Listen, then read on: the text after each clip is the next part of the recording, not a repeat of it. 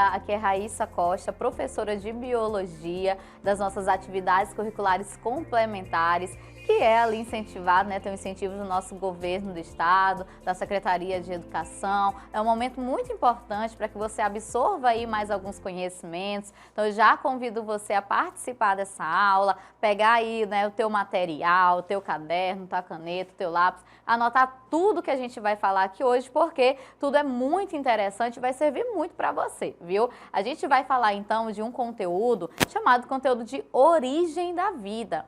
Esse conteúdo, ele visa ali explicar quem são os primeiros organismos, né? Quando surgiram, quem surgiu primeiro, qual era a forma de nutrição desse organismo, ou até mesmo explicar ali, né, o surgimento de algumas organelas que nós conhecemos hoje, tá certo? Hoje a gente vai falar então de uma teoria conhecida como teoria da endossimbiose, isso mesmo, endossimbiose, tá certo?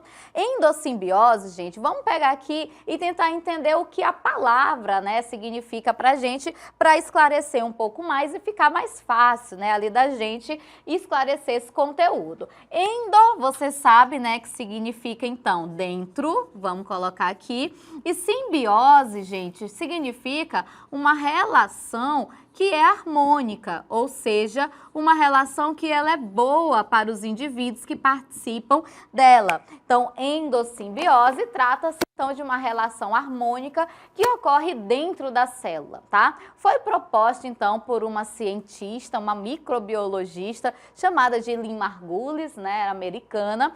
Foi proposto isso lá na década de 70. Então, quando a gente pensa do ponto de vista aí biológico e evolutivo, foi há pouquíssimo tempo atrás, tá?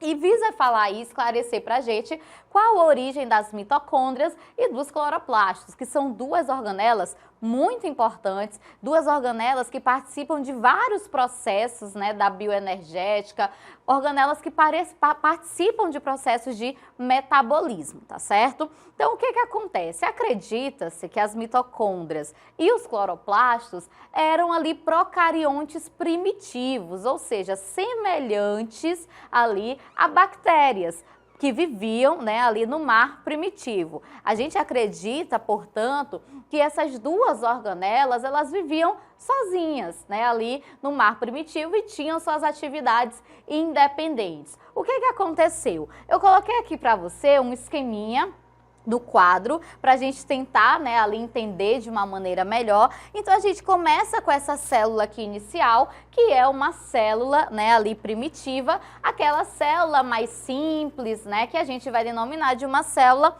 procarionte, tá certo? Essa célula procarionte, ela vivia, né, ali nesse local, colocando aqui, ó, tirando que essa célula ela não tinha, tá, esse núcleo, então exemplificando para vocês que esse material genético ele ficava ali disperso, né, dentro dessa célula. O que essa célula procarionte fez? Essa célula, ela começou a ter processos que a gente chama de invaginação da membrana, que é quando essa membrana plasmática ela começa a se curvar para dentro, para que faça um processo, né, ali de entrada de substâncias. Quando esse processo de invaginação ele ocorre, essa organela então ela passa a englobar, né, essa célula passa a englobar as organelas que a gente citou anteriormente. Então, Raíssa, é basicamente, né, uma célula primitiva que englobou essas duas organelas que viviam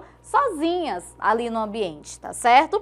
Quando passa por esse englobamento, essa célula ela poderia se alimentar da mitocôndria que entrou e do cloroplasto que entrou ali também, a partir de um processo que a gente chama de fagocitose, né, que é trazer algo para dentro de si, tá certo? Raíssa, então por que essa célula aqui, né, primitiva, por que ela não se alimentou, né, dessas duas organelas que chegaram? Porque ela percebeu que, na verdade, era mais benéfico a relação mantendo essas organelas ali vivas, né, mantendo esses seres também aí primitivos vivos dentro dela. A mitocôndria, quando ela entra e passa a fazer parte, né, dessa célula procarionte, a mitocôndria ela gera energia, né, a partir dos seus processos de respiração, certo? Aquela respiração celular que você estuda, né, ali na biologia, de fato, né, ela é feita pela mitocôndria. Alguns processos, como o ciclo, né, de Krebs, que a gente fala, cadeia, né, respiratória, são processos que ocorrem dentro dessa organela.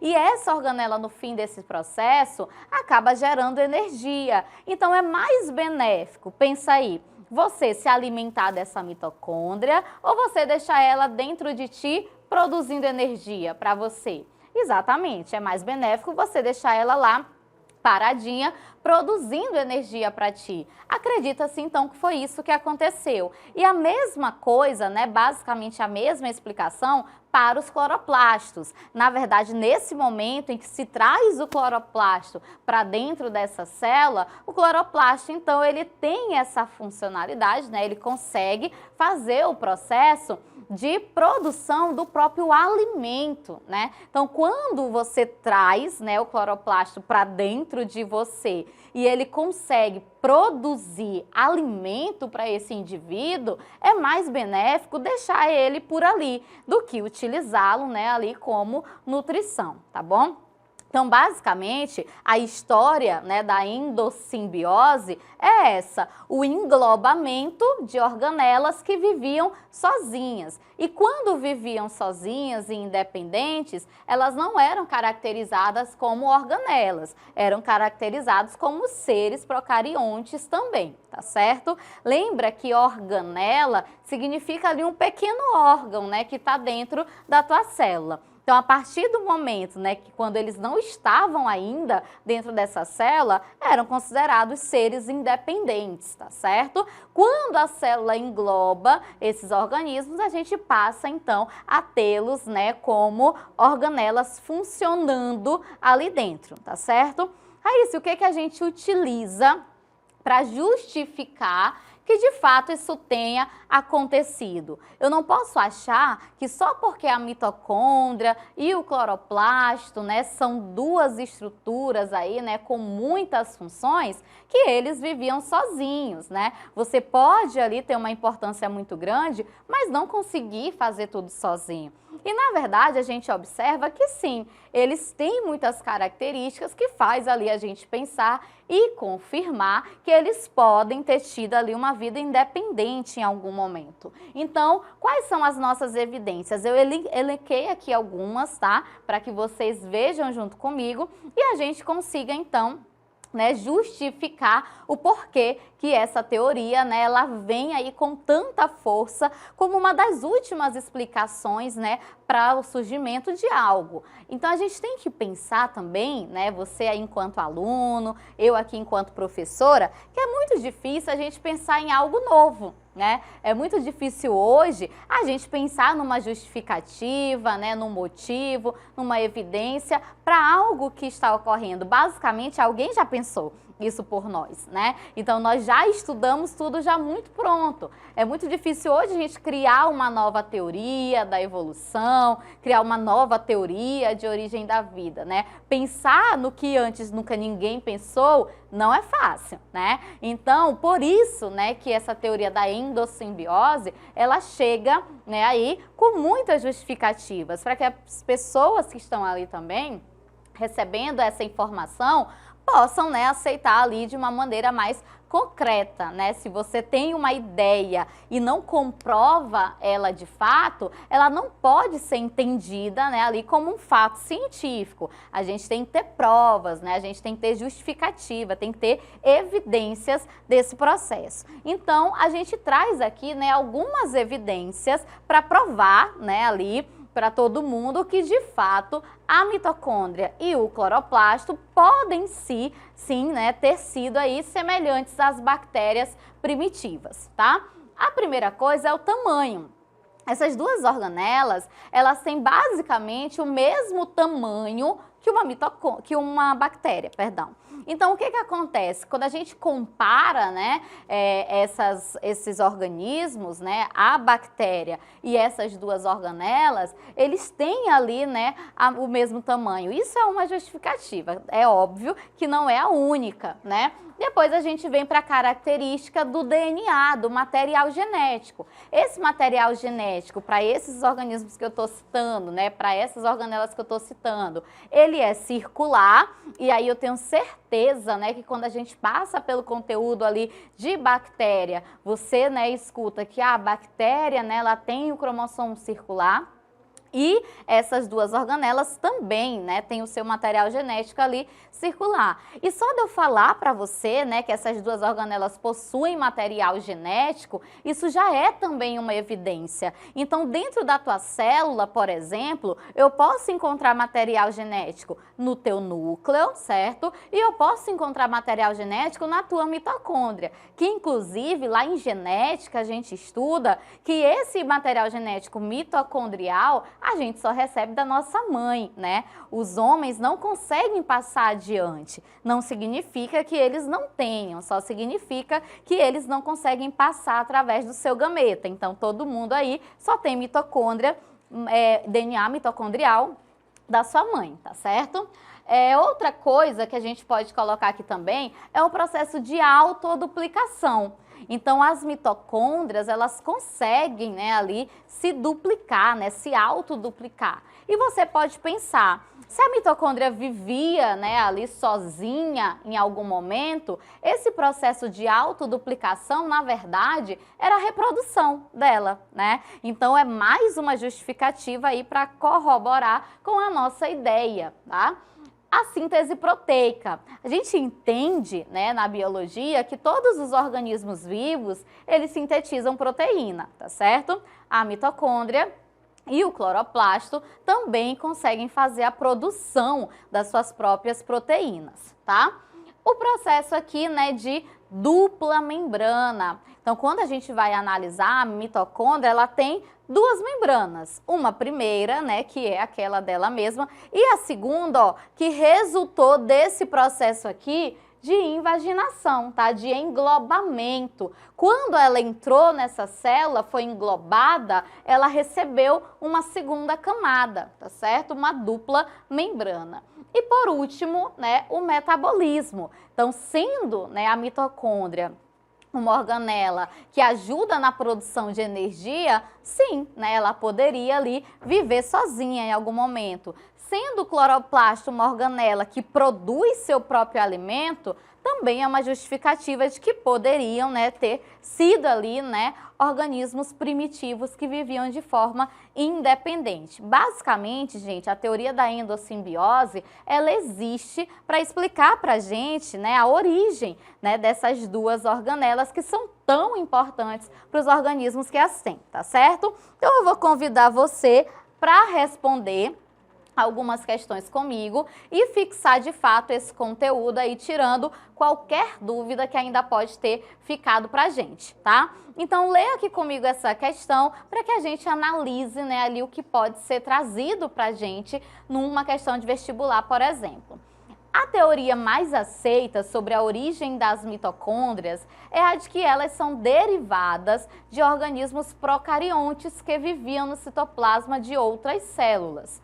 Dois argumentos que dão suporte a essa teoria são: letra A, as mitocôndrias possuem DNA próprio e a constituição do seu retículo endoplasmático é similar à de células procariontes. Letra B, fala o seguinte: as mitocôndrias possuem ribossomos e material genético similares aos das bactérias. Letra C fala pra gente o seguinte: as mitocôndrias formam mesossomos e têm citoesqueleto muito desenvolvido, como as bactérias. Eu já vou eliminar aí com vocês essa alternativa, porque ela fala de uma estrutura mesossomo, que é uma estrutura de respiração lá das bactérias, tá certo? E ainda na biologia, né, ainda há uma dúvida, né, sobre a função de fato dessa estrutura. Na letra D fala assim: as mitocôndrias, assim como as bactérias, se multiplicam por meiose e não possuem peroxissomos. Então, dois erros aí pra gente nessa afirmativa. Primeiro, nem mitocôndria e nem bactéria fazem meiose, tá? Segundo, os peroxissomos são organelas que a gente só encontra em células que são eucariontes, tá certo? Letra E. A membrana externa e os RNAs mensageiros das mitocôndrias são similares aos das bactérias. Então, ele cita aí a presença, né, de um material genético que seria o RNA e não o DNA, tá certo? Sendo assim, a gente vai marcar, tá, a letra B, que fala que as mitocôndrias possuem ribossomos, ou seja, elas têm capacidade para síntese proteica, que a gente falou, e o material genético delas, de fato, é similar ao das bactérias. São duas justificativas que a gente pode, de fato, utilizar aí para justificar que essas mitocôndrias foram seres aí primitivos, que viviam sozinhas, semelhantes às bactérias, tá certo? Lê comigo, então, mais uma questão que fala o seguinte: segundo a teoria evolutiva mais aceita hoje, as mitocôndrias, organelas celulares responsáveis pela produção de ATP em células eucariotas, assim como os cloroplastos, teriam sido originados de procariontes ancestrais, que foram incorporados por células mais complexas. Então, basicamente, aquele processo que eu falei para vocês, né? A gente tinha uma célula mais complexa vivendo ali, né, no mar primitivo. Ela foi lá, ó, e trouxe a mitocôndria para dentro de si e conservou ela lá, tá certo? Fala o seguinte: uma característica da mitocôndria que sustenta essa teoria é a letra A, capacidade de produzir moléculas de ATP. É por isso que a gente justifica, né, aí essa ideia. Letra B, presença de parede celular semelhante à de procariontes. Aí eu pergunto para você, mitocôndria tem parede celular ou não tem? Não tem, né? Letra C fala: presença de membranas envolvendo e separando a matriz mitocondrial do citoplasma. A gente sabe, então, que esse citoplasma, né, ele fica ali na célula, é o local onde a gente tem dispersas ali as organelas. No caso, as bactérias, elas não têm, né, uma membrana de separação. Letra D. Capacidade de autoduplicação dada por DNA circular, próprio e semelhante ao bacteriano. Então, essa, né, é uma alternativa aí que tem uma grande chance de ser a nossa. Vamos só eliminar aí mais uma. Presença de um sistema enzimático eficiente às reações químicas do metabolismo aeróbio, né? Então, aí também a gente já pode destacar que nem toda bactéria utiliza, né, oxigênio. Sendo assim, observando, né, tudo que apareceu aí pra gente, faz mais sentido que a gente marque de fato a letra D. Pontuando aí para vocês, né, que lá na letra A, que fala sobre essa capacidade de produzir, né, a sua própria energia, não é por isso que a gente vai justificar, né, essa semelhança das mitocôndrias com as bactérias. Na verdade, né, existem bactérias sim que produzem, né, o seu próprio alimento e tudo mais, mas não é uma comparação que serve como evidência, tá, pra gente. Vamos lá para mais uma questão que fala o seguinte: companheira viajante. Suavemente revelada, bem no interior de nossas células, uma clandestina e estranha alma existe. Silenciosamente, ela trama e aparece cumprindo seus afazeres domésticos, cotidianos, descobrindo seu nicho especial em nossa fogosa cozinha metabólica, mantendo entropia em apuros, em ciclos variáveis noturnos e diurnos. Contudo, raramente ela nos acende, apesar de sua fornalha consumi-la. Sua origem, microbiana, supomos, julga-se adaptada às células eucariontes, considerando-se como uma escrava, uma serva a serviço de nossa verdadeira evolução. Então, com base nesse texto, né, a questão ela pede aí que você identifique de quem, né, que a gente está falando. E você tem algumas dicas, né, muito sugestivas ali pra gente, à medida que a gente vai observando esse texto. A primeira coisa é que ele fala dessa origem microbiana, né, essa origem aí que a gente pensa, né, que veio de seres mais primitivos. A segunda é que ela já está adaptada a um outro tipo de célula, que é a célula eucarionte. A terceira que ela fala pra gente, né, que ela está a nosso serviço no processo da evolução. Então, basicamente, né, a organela celular que foi descrita aqui pra gente, eu acho que eu nem preciso, né, marcar, que eu tenho certeza que você já identificou aí qual é a letra, e é, né, a letra C, que fala da mitocôndria, que a gente repetiu várias e várias vezes aqui. É possível que você não tenha ali notado muito nas questões a presença dos cloroplastos, né? De fato, a maior parte das questões fala apenas das mitocôndrias, mas é óbvio que tudo que a gente falou aqui serve aí, né, muito para as duas organelas, tá certo? Então, a gente encerra por aqui, tá? Eu peço que você acesse ali o plano de estudo para que você tenha mais informações, tá certo? Para que você consiga expandir aí um pouco mais, né, seus estudos, todos esses conteúdos, né, eles estão lá também. Então, eu fico aqui, né, esperando você numa próxima aula. Foi muito bom te ter aqui. Tchau, tchau.